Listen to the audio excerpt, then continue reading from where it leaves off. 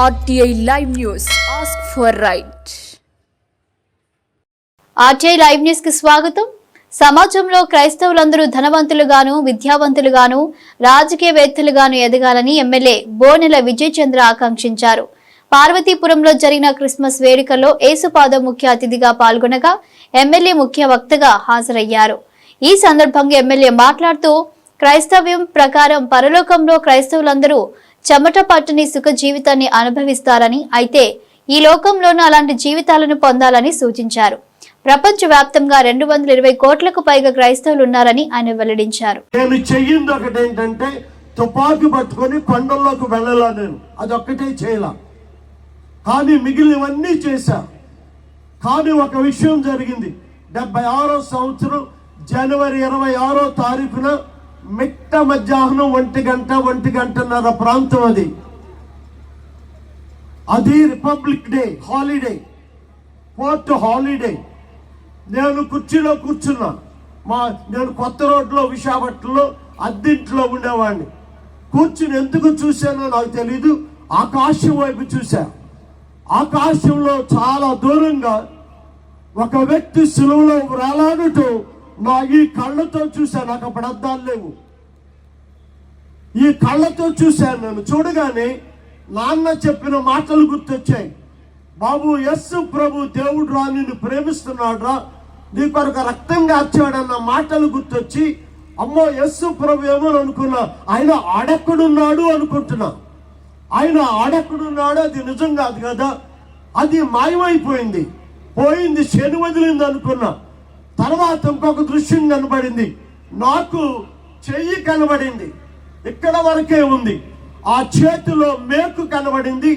మేకు దగ్గర నుండి కారుతున్న రక్తపు బొట్లు కనబడ్డాయి. డ్రాప్ ఆఫ్టర్ డ్రాప్, ఒక డ్రాప్ వచ్చి అలా పడుతుంది, తర్వాత ఇంకో డ్రాప్ వచ్చి అలా పడుతుంది. అది చూసిన తర్వాత అమ్మో ఇది నిజంలాగా ఉందే అని అనుకున్నా. ఇదేంటి అని అనుకుంటున్నా. ఆలోచన షాక్. కానీ నా మాటలు మీకు ఈ రాత్రి ఎలాగ వినబడుతున్నాయో అంత తేటగా ఒక పురుషుడి స్వరము నేను వింటూ చూసి నాకు వినబడింది. ఒరే త్రాగుబోతు వల్ల, ఒరే నరహంతకుడల్లా, మనుషుల్ని నరికే కత్తులతో, ఒరే కమ్యూనిస్టోడా, కానీ నా కుమారుడా అన్నాడు.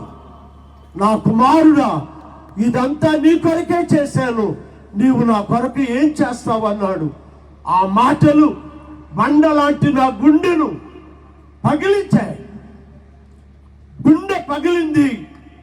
చిన్నప్పుడే ఏడ్చా. ఏడిపించడం తప్ప ఏడటం నాకు తెలీదు. చిన్న పిల్లలాగా కూర్చుని ఏడుస్తున్నా. The conviction of the sin came over me. పశ్చాత్తాపంతో ఏడుస్తున్నా. తర్వాత నాకు తెలియకుండానే నా నోటంటే మాటలు వచ్చాయి. దేవుడా నీవు ఉన్నావన్నాను. దేవుడు లేడు, దయ్యం లేదని చెప్పిన నేను ఆ రోజు దేవుడా నీవు ఉన్నావు, ప్రభువా నువ్వే దేవుడు అన్నా.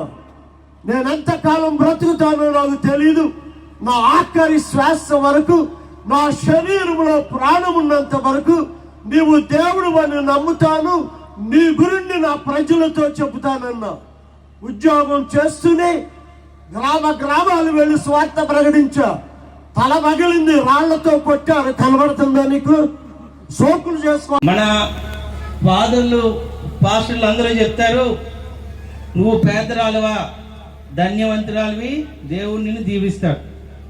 కానీ ఒక్క మాట గుర్తుపెట్టుకోండి, నాకు తెలిసి ఈ సమాజంలో క్రైస్తవులు ధనికులు అవ్వాలి, ఈ క్రైస్తవులు విద్యావంతులు అవ్వాలి, ఈ క్రైస్తవులు ఆఫీసర్స్ అవ్వాలి, మన క్రైస్తవులు రేపు ఈ దేశాన్ని అన్నిటినీ శాసించే విధంగా ఒక ఉన్నతమైన సమాజంగా ఉండాలని కోరుకుంటున్నాను.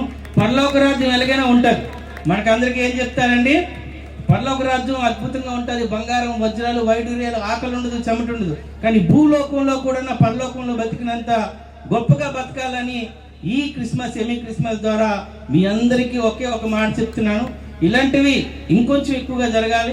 క్రైస్తవులు ఇందాక పర్సెంటేజ్ కూడా చెప్పున్నారు, ఎంత పైకి వెళ్ళింది, ఎంత పైగా భారతదేశంలో ఉన్నారు. ఇప్పటికీ కాదు, ఈ ప్రపంచంలో ఉన్నంత వరకు క్రైస్తవులు ఎక్కువగా ఉంటారు. ఇప్పటికీ దాదాపు లెక్కల ప్రకారం 2.4 బిలియన్ అంటే 240 కోట్ల మంది క్రైస్తవులు ప్రపంచంలో ఉన్నారు.